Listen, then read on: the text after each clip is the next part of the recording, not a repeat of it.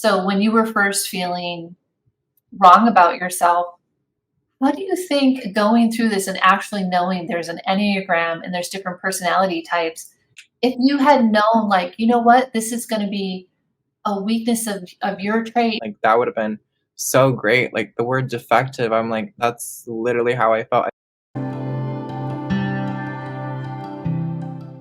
I believe the Enneagram can do for us is it can help us release self judgment. Okay, Nicholas, so you have been struggling with some perfectionism lately, haven't you? Yeah, rumor has it that I have been struggling with it. But hey, I'm on the wave. We all go through, dips and ups, and that's okay. That's part of life. But yes, that is one thing I am working on right now. Yes, so we have done the Enneagram before. So if anybody is new to this, it's a very powerful tool to really understand yourself and who you are authentically, like the recipe you came in with. And I found in my coaching, it's so valuable. It was valuable to me. And I think you'll see how valuable it is going to be for Nicholas. I'm bringing this out again just to remind him of who he is. And what I believe the Enneagram can do for us is it can help us release self judgment because we are such good self critics, especially if we've experienced any sort of trauma, not being understood, some PTSD from being bullied, which is Nicholas's case. So we're all on the path. There's no shame with where we are in the path. And this is going to be super powerful to continue to step so confidently in who you are. So the Enneagram is a way to look at personality, but it truly looks at your main underlying motivation in life. What drives you? And I just believe that, when this was created, when astrology was created, all these different ways of looking at personality, that person that brought that in definitely channeled this information from a high ascended master to give it to us. And so I would say that they're a prophet of some sort because every client that I do this with, it's so right on and it's so helpful. So as you can see, there's 9 different types, and you will notice that you're going to be one of those, you're going to have all of those aspects within you. But one is your main underlying motivation in life.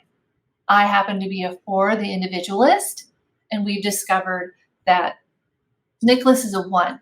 Now, they do have tests out there, but I honestly recommend doing it with me. Or I just feel like the test isn't enough to really get down and dirty and understand who you are on a deeper level to have a professional go through it with you. So I go through it, this whole process to whittle it down and discover who you are and which one is your main one. So we discovered that Nicholas is a 1, the reformer. What? Yes.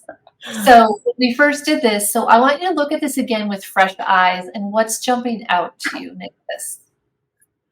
Let's see. Oh, I am so wise beyond my years. I've had that told to me so many times. I'm definitely a rule follower for sure. And I see this big, big word in gray in the middle, but I can't read it. Can someone read it to me? I somehow became illiterate for a second. It's just this perfectionist. So definitely I can see that. Let's see. I feel like it's just all these. I don't know about the reformer or finishing that house project. I don't see that for myself as strong, but being recognized for my hard work, like my parents are always like, "Oh my God, you work so hard on these projects." Like ever since growing up, like they're always like, "Oh my God, you work so hard on studying. Work so hard on your grades." And I think that's where I follow the rules a lot. Is like getting good grades, at least through school, following the rules. Like I'm sometimes afraid to even go on people's lawns because I don't want to get yelled at or something like that. So I will do my best to walk on sidewalks if I'm in the neighborhood or something like that. So definitely those were the first few that caught my attention. I really like the diamond. It really speaks to the perfectionist of like, Mm. let's let's turn me into a diamond, but I often find myself making that to be difficult. Okay, what do you think about the very bottom of the screen? I think it says relentless inner critic, but I could be wrong. No, it does say relentless inner critic. It has been the story of my life, and I think trauma and PTSD definitely has a huge deal to do with that. Because I mean, if you've been told from a young age that there's something wrong with you, you're just and nothing else to ground that, it's just gonna spread through every it's like a virus that spreads through every aspect of my life. And I see that through my art. Like that's been really, really loud for me this last week. Yeah. Does it offer you comfort to realize, okay, this is true of my type? And Nicholas knows because he's been through this with me before. The relentless inner critic is an inner child. Another term is your wounded ego. Another term is honestly your underdeveloped self, your conditioned self.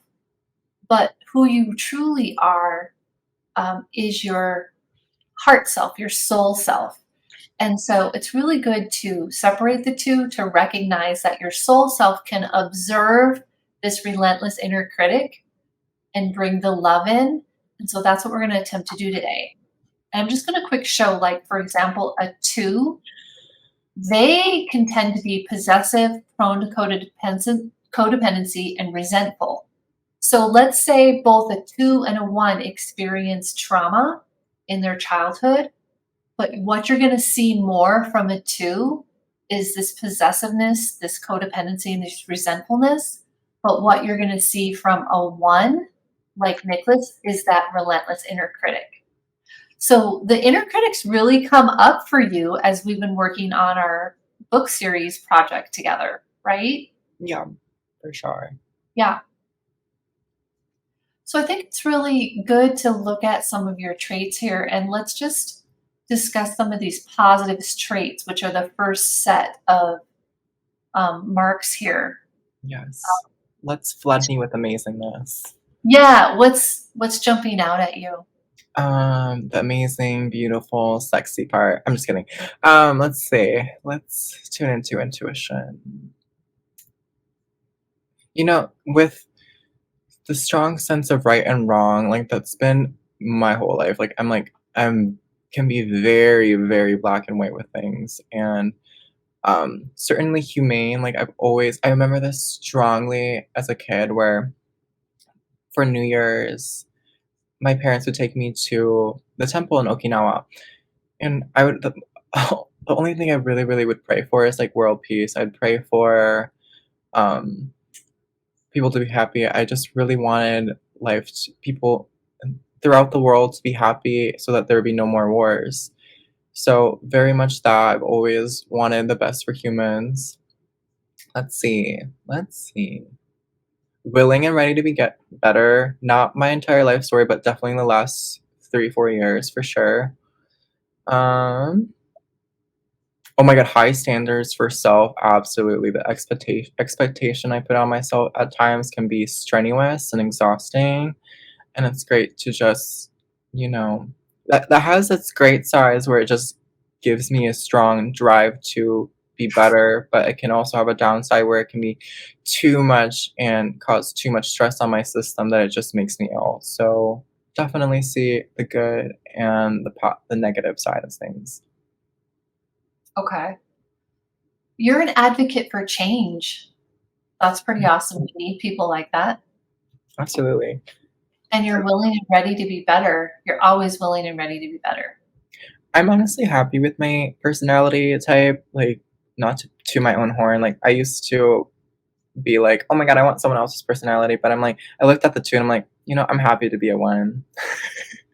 Like, no offense to 2s or anything like that. I'm just like, I'm grateful to be my own trait. Like, I'm grateful I came in with this. Yeah. No, I love that I'm a 4. I mean, Uh, so your big fear is being defective, wrong, or corrupt. look at me. Like, my whole book is all about there's something wrong with me. Not all about it, but, like, a huge chunk of it is, like, uncovering why I believe there was something wrong with me and, the traumas. It's so interesting, the traumas that stuck to me were exactly that too, you know?